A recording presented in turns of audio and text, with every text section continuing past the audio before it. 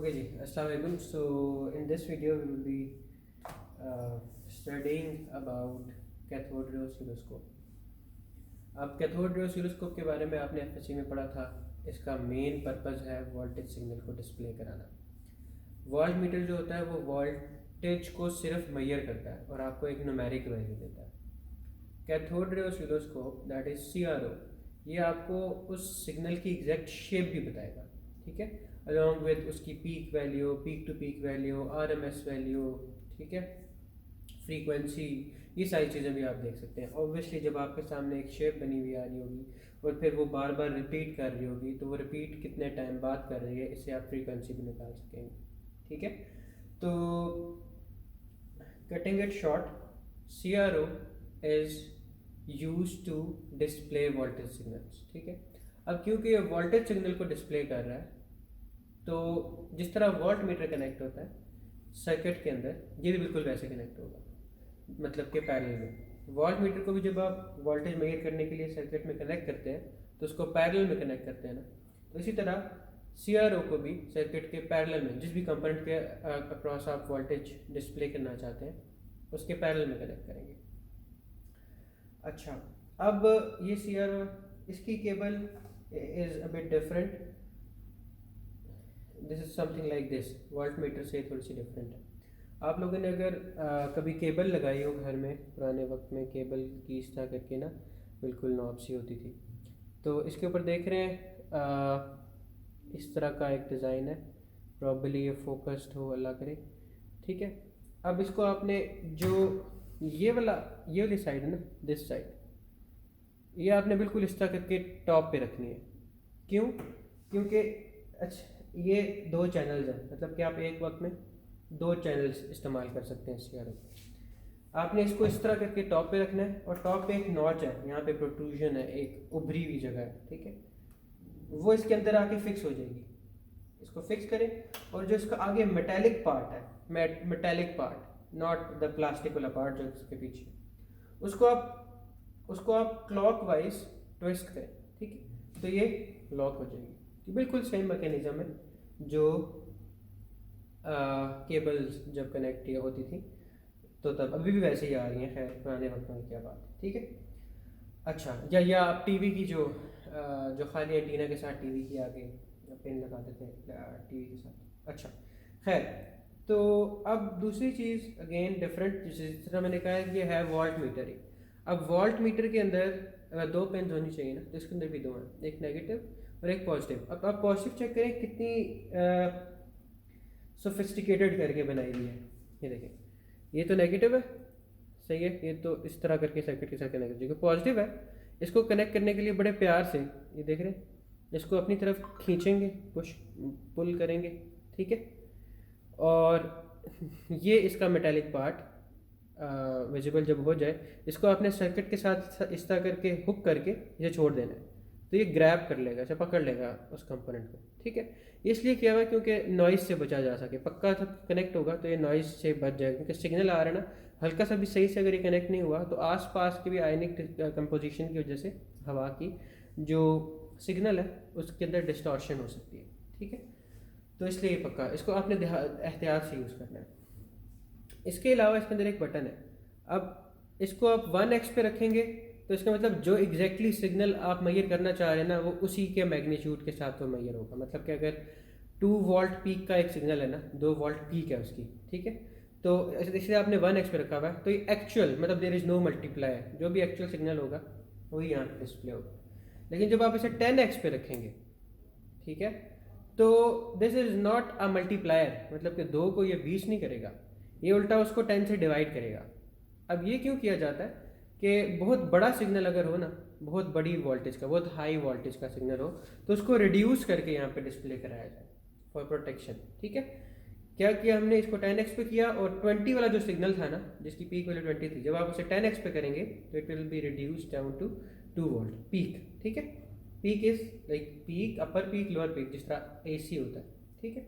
वो अभी हम फंक्शन जनरेटर जब पढ़ेंगे तो उसके बारे में मैं आपको बताऊँगा। ये एक चैनल आ गया, इसी तरह ये दूसरा चैनल है, ठीक है, एक वक्त पे आप 2 चैनल इस्तेमाल कर सकते हैं। अब इसके इस चैनल के ऊपर ही देख रहे हैं 3-4 बटन हैं, दिस इज वोल्टेज वॉल्ट्स पर डिवीजन, ठीक है। अब ना यहाँ पर एक ग्राफ सा, जब जब ऑब्वियसली जब आप कोई शेप बनाते हैं, जब आप कोई सिग्नल बनाते हैं तो ग्राफ पेपर के ऊपर बनाते हैं ना।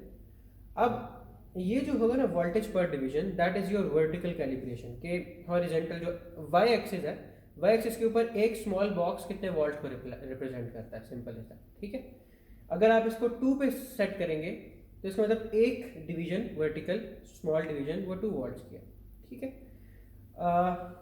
अच्छा, अभी इसके ऊपर ये चेक करें कि ये एक अजीब सा नज़र आ रहा है आपके पास मेन्यू।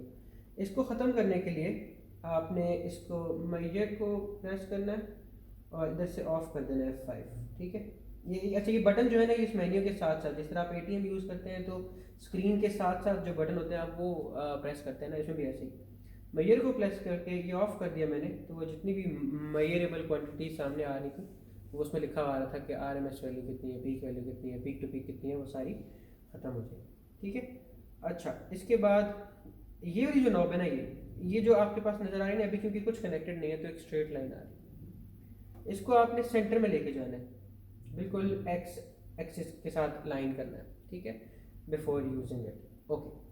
तो ये आपने इनिशियली सेट कर लिया। अब देखिए कोई भी कोई भी मेजरिंग इंस्ट्रूमेंट हो ना, उससे मेजर करने से पहले हमने ये चेक करना होता है कि क्या वो सही करके मेजर कर भी पाएगा या नहीं। इसको इस पर्पज़ के लिए उसकी कैलिब्रेशन की जाती है। कैलिब्रेशन कहते हैं कि एक ट्रू वैल्यू को मेजर करो जिसके बारे में each and everything you know, अगर उसको मेजर करने से वही वैल्यू जो ट्रू वैल्यूज हैं वो ये डिस्प्ले कर दे तो इसका मतलब कैसा ही मेजर कर रहा है, ठीक है।